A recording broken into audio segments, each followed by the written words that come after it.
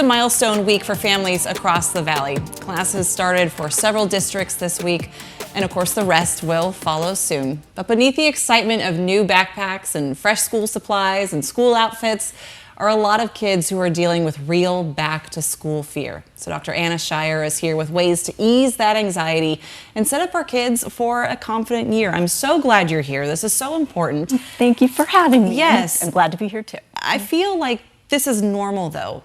These feelings are normal and kids should understand that. Yes, and I think normalizing it like that as a parent can be really helpful, because I think a lot of times as parents we'll just say, you know, you'll be fine, right, and it's okay. But then hearing that, the kid just feels like, well, I'm being dismissed and I'm not being taken seriously.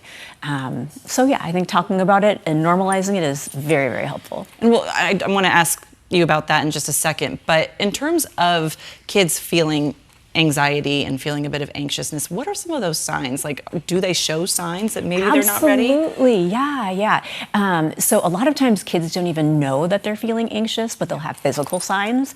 The little kids will have tummy aches, or it could also be diarrhea, constipation.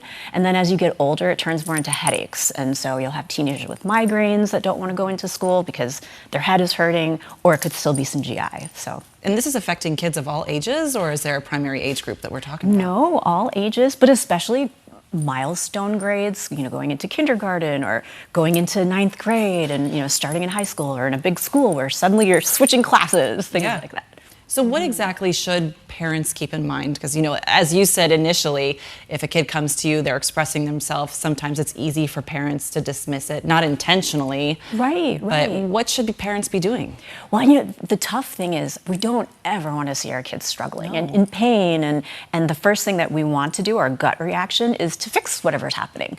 But the best thing, rather than going into fix-it mode, is to really get into their feelings with them. Okay. And sometimes kids have very valid fears, like, you know, they were bullied last year. They're worried about seeing the bully again.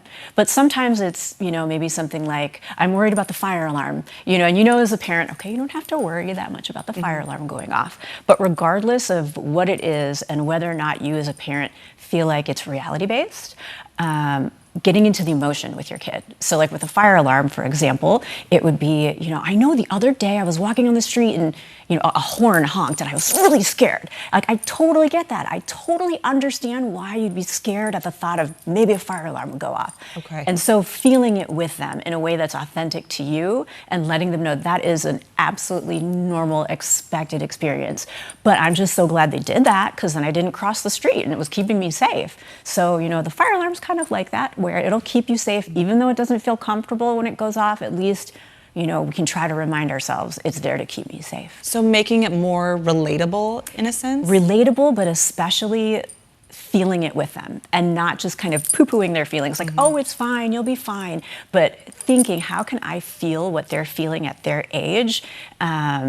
Because sitting with the emotions with them will help them feel heard and help them come to you later on in the future when they have other anxiety things that they're worried about.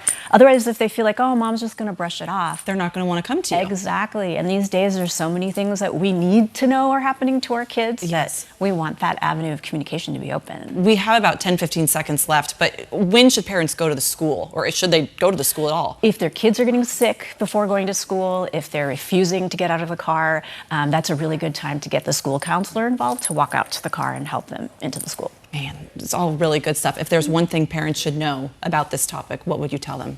I would say, you know, again, really being there with your child and their feelings rather than trying to shut the feelings down. So feel it with them. Dr. Anna Shire, thank you so much for joining us this morning. Thank you.